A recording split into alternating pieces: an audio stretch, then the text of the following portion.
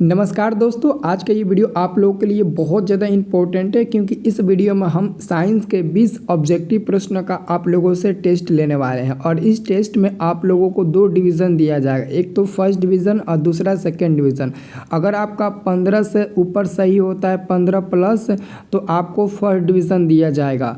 और आप लोग कमेंट करके बताना कि आप लोग फर्स्ट आते हो कि सेकेंड आते हो। और जिसका 15 से नीचे सही होगा, 15 से नीचे जिसका सही होगा उसको सेकेंड डिवीज़न की श्रेणी में रखा जाएगा। तो फर्स्ट डिवीज़न सब लोग को आना ज़रूरी है। तो देखिए कैसा कैसा क्वेश्चन है, 20 को है और 20 में से आपको इन दोनों ऑप्शन को चूज़ करके देखना है कि कौन से हम ऑप्शन में आते हैं, ठीक है ना। और सभी लोग हमारे व्हाट्सएप ग्रुप में जुड़ जाना। डिस्क्रिप्शन में हमारे व्हाट्सएप ग्रुप का लिंक है, फ्री वाला व्हाट्सएप ग्रुप का लिंक है। और आपको डेली फ्री क्लास मिलेगा, PDF सब मिलेगा। तो हमारा व्हाट्सएप ग्रुप ज्वाइन कर लीजिएगा, ठीक है। लिंक आपको डिस्क्रिप्शन में मिल जाएगा। पहला नंबर क्वेश्चन है, हीलियम कैसा तत्व है। हीलियम कैसा तत्व है? तो हीलियम एक अक्रिय तत्व होता है। ऑप्शन नंबर आपका ए नंबर पहला का उत्तर हो जाएगा। दूसरा नंबर क्वेश्चन है दोस्तों, जल में हाइड्रोजन तथा ऑक्सीजन के परमाणुओं की संख्या का अनुपात क्या होता है। तो जल का सूत्र होता है H2O। तो पहले हाइड्रोजन कहा है तो हाइड्रोजन के पास 2 दिख रहा है, और अनुपात ऑक्सीजन बाद में कहा है तो उसके पास कुछ नहीं दिख रहा है, मतलब कि 1 है।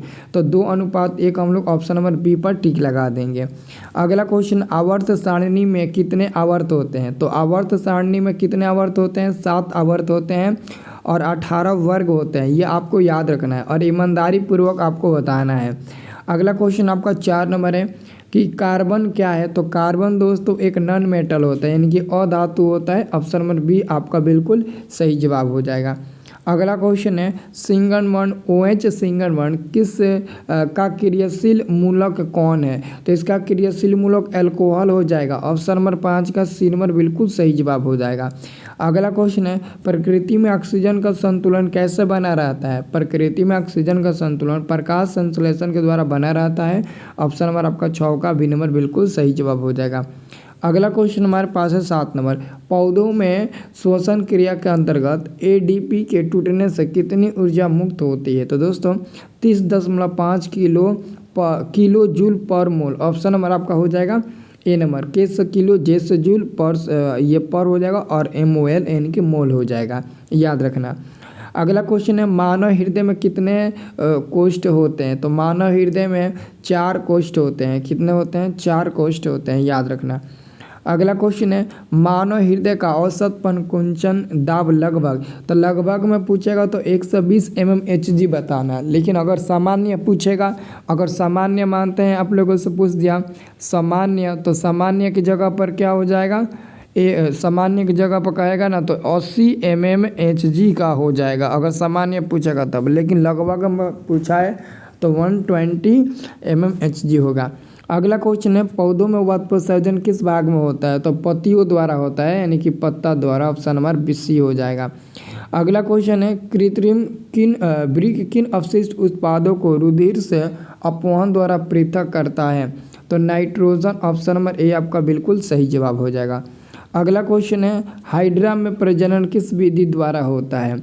हाइड्रा में प्रजनन किस विधि द्वारा होता है। तो आपको याद रखना, हाइड्रा में प्रजनन मुकुलन द्वारा होता है, मुकुलन द्वारा। ऑप्शन नंबर बी हो जाएगा।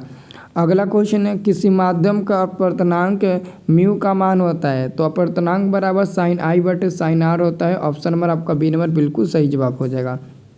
अगला क्वेश्चन है, दाढ़ी बनाने में कौन सा दर्पण उपयुक्त है। तो दाढ़ी बनाने में अवतल दर्पण का उपयोग किया जाता है। ऑप्शन नंबर सी आपका बिल्कुल सही जवाब हो जाएगा। अगला क्वेश्चन है, स्पेक्ट्रम में किस रंग की किरण का झुकाव अधिक होता है। तो स्पेक्ट्रम में अधिक झुकाव उसी का होगा जिसका तरंगदैर्घ्य कम होता है। तो दोस्तों यहाँ पर तो ऑप्शन में गायब हो गया है। देखो डी नंबर आपका ऑप्शन गायब हो गया है। तो डी नंबर में हम लिख देते हैं नीला, नीला लिख देते हैं, नीला ऑप्शन लिख देते हैं। तो अब आप लोग आंसर किस पर टिक लगाइएगा? नीला पर। या तो नीला या तो बैगनी आंसर होगा। तो यहाँ पर ऑप्शन में छूट गया है। तो स्पेक्ट्रम में किस रंग की किरण का झुकाव अधिक होता है। झुकाव विचलन पर किरण नीला का ही अधिक होता है, ठीक है, क्योंकि नीला रंग का तरंगदैर्घ्य या बाकी सब की तुलना में कम होता है, इसलिए हमारा आंसर हो जाएगा डी नंबर नीला। डी नंबर में आप बैगनी भी रख सकते हो, कोई भी दिक्कत नहीं होगा, छूट गया तो कोई बात नहीं है। विद्युत फ्यूज विद्युत धारा का किस प्रभाव पर कार्य करता है। तो ऊष्मीय प्रभाव पर कार्य करता है। ऑप्शन नंबर ए आपका सही जवाब हो जाएगा।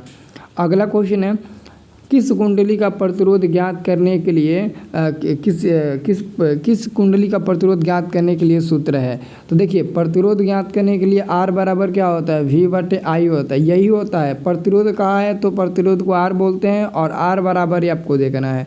तो R बराबर V/I ऑप्शन नंबर सी में दिया है, ध्यान से देख लीजिए, वही आपका सही उत्तर हो जाएगा।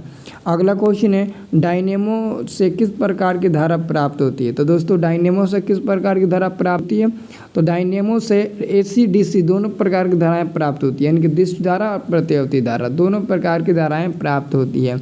और अगला क्वेश्चन है डेंगू उत्पन्न करने वाले मच्छर किस तरह के जल में रहते हैं। ये क्वेश्चन मैंने टेस्ट में पूछा था उस समय व्हाट्सएप पर, तो बहुत लोग बताए थे इसका आंसर गलत है। तो डेंगू उत्पन्न करने वाले मच्छर साफ जल में पाए जाते हैं, गंदा जल में नहीं, साफ जल में।